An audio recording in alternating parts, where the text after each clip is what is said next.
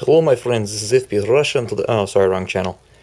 I was talking to one of my friends who lives out of state, and he is also a firearms enthusiast, and he asked me to put together a little video just going over what I've got right now and what I plan on doing and expanding, and what basically go through the toys that I've got in the gun safe, and later he wants one for the toys in the garage, but that'll be a separate video.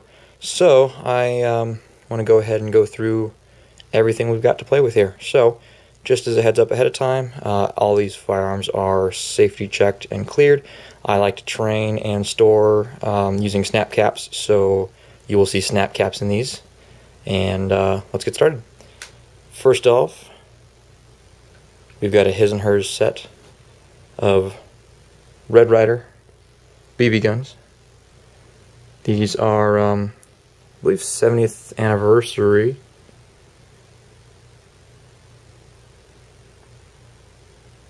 Yeah.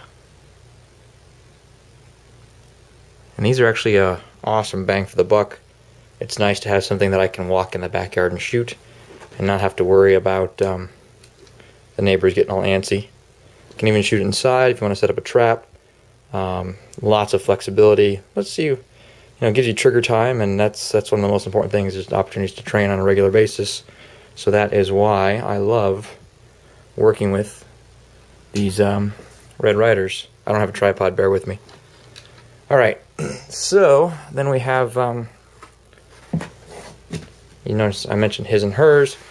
This is the Taurus PT-111 Millennium Edition 9mm, hold this a little steadier, 9mm pistol. Nice compact 9, which is the girlfriend's toy, and it's actually really soft shooting, very nice, comfortable, easy to use, easy to clean, a good starter pistol. 2 magazines. We've got, obviously, this one is loaded for defensive purposes. So we've got that in there, original Taurus box. So it's a nice piece, it's fun. It's, I'll shoot it better than her. Anyway, then we have what's wonderful to me. This is a Smith & Wesson Model 19.5. And this gun is particularly important to me, since this is, was given to me by my father. I love revolvers. There's something about, I think the same thing is for bolt actions and revolvers, the manual actuation of something is just, you feel much more engaged, much more involved, probably why I like manual transmissions in automotives. But this is a really cool gun. The Model 19.5 was actually a generation used by the Navy Office of Naval Intelligence.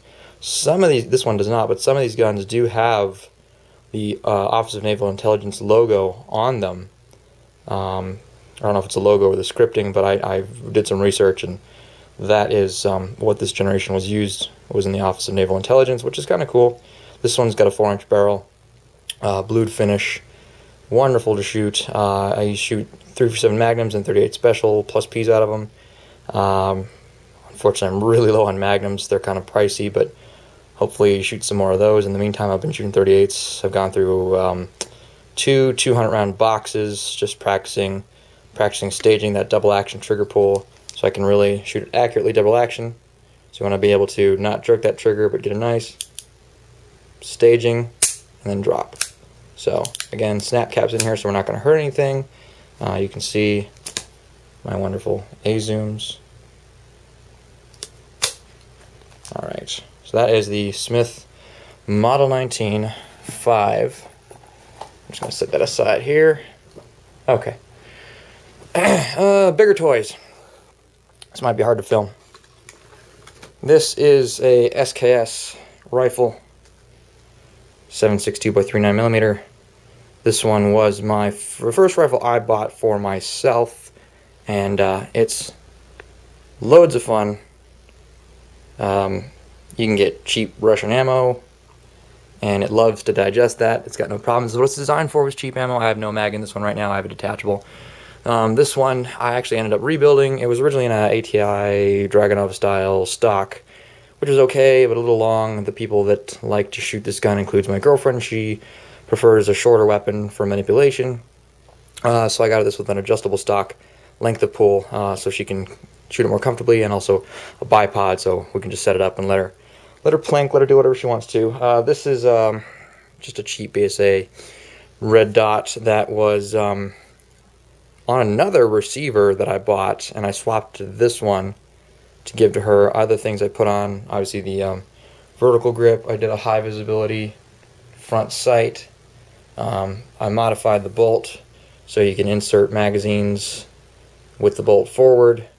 All sorts of other fun stuff on this gun. I know some people get upset when you take the SKS out of the original wooden stock. Why do you need so much crap hanging off your gun, etc., etc.? I understand that. This gun was purpose-built to be shot from a comfortable position for fun. I added the sling to it, obviously. It's just a nice, easy firearm. It's a also good firearm to introduce new people that haven't shot a more powerful cartridge before. If they've only done 22 or BB guns, this is a great firearm because it's so comfortable to shoot in that position. I do want to add, I'm a big, I truly believe in lights on weapons, especially if you're going to use them, ever have to use it defensively. There's no reason not to have a mounting point for a light, so I plan on adding some side rails up here. I did put some other toys into this, but I want to get a light mounted up there, maybe pressure switch down here, just so it'll be available. It doesn't have to wear it the whole time. But really, this is such a heavy, bulky gun to begin with that you're not going to be running around with it anyway, so adding more weight isn't that big a deal. You know, given the realities of the circumstance, am I going to take this gun and lug it through the forest for me? You know, it's heavy, it's long, it's a full-length barrel, so it's not really going to be too ideal for, you know, going in the woods. You can. It'll definitely function in that regard. The cartridge is nice and powerful, but realistically I've got other options and other things that I would look at for those circumstances. So that is the SKS, the Romanian SKS, actually. Again, more stuff coming on this one. Just have to set aside the time and the effort. But it's been built up. It's completely 922R compliant. Yeah. It's also pretty heavy. Alright. One SKS deserves another. This is my other project. I like modifying things. Yes, this is an SKS. It's in a SG Works Bullpup kit. I'm really impressed with the fit, finish, and design of this kit. It has excellent trigger linkage. I have no problems feeling the trigger, feeling where it breaks with this linkage that they use. It's much more well thought out. I've seen other AK bullpups that are just not very smart in their design. They get too hot to hold up front. They have trigger linkage issues, all sorts of fun stuff. This one is not done. It's still being worked on. Again, there's the 922R compliance is taken care of, and I still have to modify the bolt. It is wearing a Bushnell hollow sight with some Yankee Hill flip-up backup iron sights, which are just fun to play with even. And these pop up and let you use backup sights in case your red dot's down, or if you don't want to deal with optics in that circumstance. So this one needs a light as well.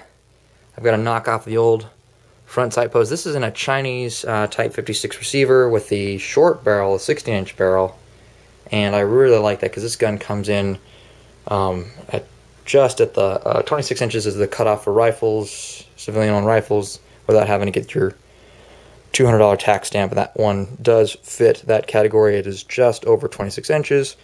It's not a light gun, but because of the design, the weight of an SKS is always dangling off the front. This shifts the center of gravity within your grip. As I'm holding up here, I'm holding up here. So this is much closer to the core of my body, which would be down here. And I have much more control of the weapon. Obviously, the shorter weapon end, I can move more quickly. and that is just, it's a lot of fun. I do have some extractor issues. I built this gun, and I inspected the bore, and I inspected the receiver, and inspected the bolt, make sure I wouldn't have any slam fires, etc. But I went and shot it without ever having, you know, shot it in the old receiver that it came in, which was a really beat up ATI stock. And it shot fine. The only problem is extraction was not 100%. A lot of times I was getting some shells getting stuck in the receiver coming out of when the bolt was sliding back. So I'm going to clean the heck out of it, install a new spring and a new claw for the ejector or for the extractor, and see if that fixes it. And I don't think it'll be a big issue. It's probably just down to maintenance and some basic parts, you know, $3 in springs and a claw. So that's about it. Takedown on this is pretty cool. I'll do a separate video. I'm actually going to do a separate video review on this SKS by itself and really break it down and show some shooting and some other fun aspects of it. And it does have a new safety. They install a new crossbar safety up here. Works fairly well. It runs, there's a ball bearing in there that it lets it lock into place. You can hear it. It clicks very positively. It's got a nice engagement. Some other safeties are kind of mushy, which is not what you want. You want to be sure of what's going on there. So yeah, we'll do a separate review on this, and as soon as I fix the extractor issues, do some more maintenance on it, knock off that front sight post and bayonet lug, and go from there. So that is the second SKS that we have to play with here. And lastly, this is the Benelli Supernova Tactical. I'm just so tactical, right?